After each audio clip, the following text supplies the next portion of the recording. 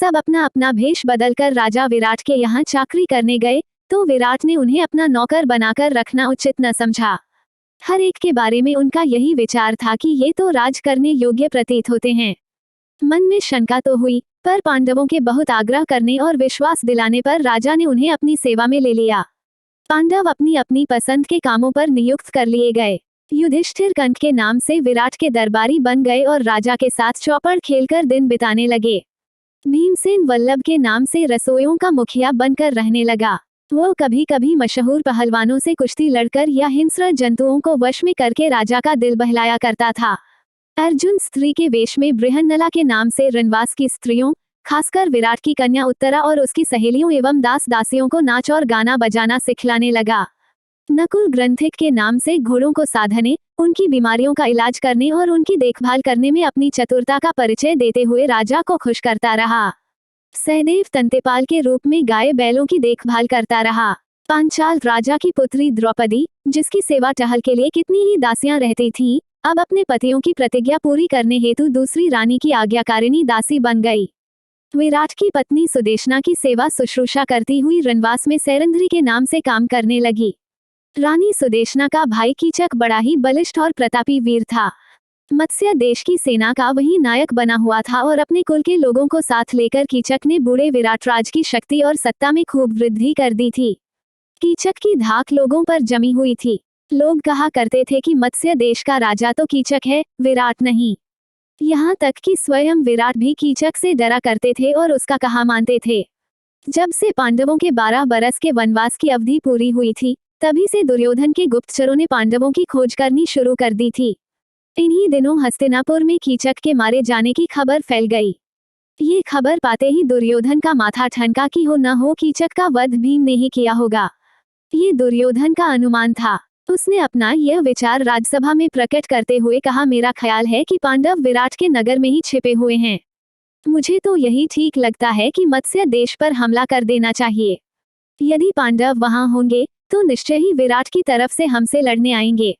यदि हम अज्ञातवास की अवधि पूरी होने से पहले ही उनका पता लगा लेंगे, तो शर्त के अनुसार उन्हें 12 बरस के लिए फिर से वनवास करना होगा। यदि पांडव विराट के यहाँ न भी हुए तो भी हमारा कुछ नहीं बिगड़ेगा। हमारे तो दोनों हाथों में लड्डू हैं। दुर्योधन की यह बात सुनकर त्रिगर्त देश का राजा सुशर्मा उठा और बोला, राजन, मत्स्य देश के राजा विराट मेरे शत्रु हैं। कीचक ने भी मुझे बहुत तंग किया था। इस अवसर का लाभ उठाकर मैं उससे अपना पुराना बैर भी चुका लेना चाहता हूँ।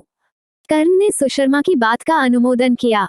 फिर सबकी राय से यह निश्चय किया गया कि विराट के राज्य पर राजा सुशर्मा दक्षिण की ओर से हमला करे और जब विराट अपनी सेना लेकर उसका मुकाबला करने जाए, तब ठीक इसी मौके पर उत्तर की ओर से दुर्योधन अपनी सेना लेकर अचानक विराट नगर पर छापा मार दे।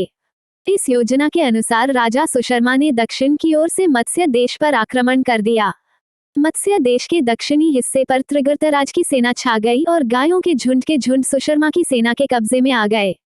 कंक युधिष्ठिर ने विराट को सांत्वना देते हुए कहा, राजन चिंता न करें, मैं भी अस्त्र विद्या सीखा हुआ हूँ। मैंने सोचा है कि आपके रसोइये वल्लभ, अश्वपाल ग्रंथिक और तंतेपाल भी बड़े कुशल योद्धा हैं। मैं कवच पहनकर रथारूढ़ होकर युद्ध क्षेत्र में जाऊंगा। आप भी उनको आज्ञा दें कि रथारूढ़ होकर मेरे साथ चलें।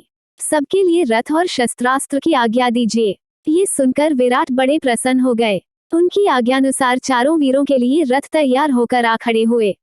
अर्जुन को छोड़कर बाकी चारों पांडव उन पर चढ़कर विराट और उनकी सेना समेत सुशर्मा से लड़ने चले गए। राजा सुशर्मा और विराट की सेनाओं में घोर युद्ध हुआ। जब राजा विराट बंदी बना लिए गए तो उनकी सारी सेना तितर बितर हो गई। सैनिक भागने लगे। ये हाल देखकर युधिष्ठिर भीमसेन से बोले, भीम, विराट को अभी छुड़ाकर लाना होगा और सुशर्मा का दर्प चूर करना होगा।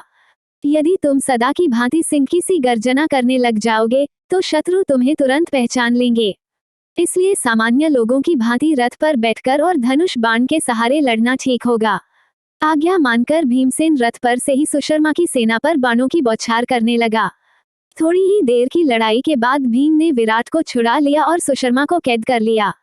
सुशर्मा की पराजय की खबर जब विराट नगर पहुंची तो नगर वालों ने नगर को खूब सजाकर आनंद मनाया और विजयी राजा विराट के स्वागत के लिए शहर के बाहर चल पड़े। इधर नगर के लोग विजय की खुशियां मना रहे थे और राजा की बाट जो रहे थे, तो उधर उत्तर की ओर से दुर्योधन ने तबाही मचा दी। राजकुमार उत्तर तो बिल्कुल डर गया था और कांप रहा था।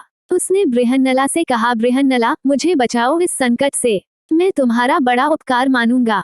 इस प्रकार राजकुमार उत्तर को भयभीत और घबराया हुआ जानकर बृहन्नला ने उसे समझाते हुए और उसका हौसला बढ़ाते हुए कहा, राजकुमार, घबराओ नहीं, तुम तो सिर्फ घोड़ों की रास संभाल लो। इतना कहकर अर्जुन ने उत्तर को सारथी के स्थान पर बैठाकर रास उसके हाथ में पकड़ा दी। राजकुमार ने रास पकड़ ली। आचार्य द्रोण ये सब दूर से देख रहे थे। उनको विश्वास हो रहा था कि यह अर्जुन ही है। उन्होंने यह बात इशारे से भीष्म को जता दी। ये चर्चा सुनकर दुर्योधन कर्ण से बोला, हमें इस बात से क्या मतलब कि यह औरत के भेष में कौन है। मान ले कि यह अर्जुन ही है, फिर भी हमारा तो उससे काम ही बनता है। शर्त के अनुसार उन्हें और 12 बरस का वनवास भुगतना पड़ेगा। अर्जुन ने कौरव सेना के सामने रथ ला खड़ा किया। उसने गांडीव संभाल लिया और उस पर डोरी चढ़ाकर 3 बार जोर से टंकार की। कौरव सेना टंकार ध्वनि से सचेत होने भी नहीं पाई थी कि अर्जुन ने खड़े होकर शंख की ध्वनि की, जिससे कौरव सेना थर्रा उठी। उसमें खलबली मच गई कि पांडव आ गए।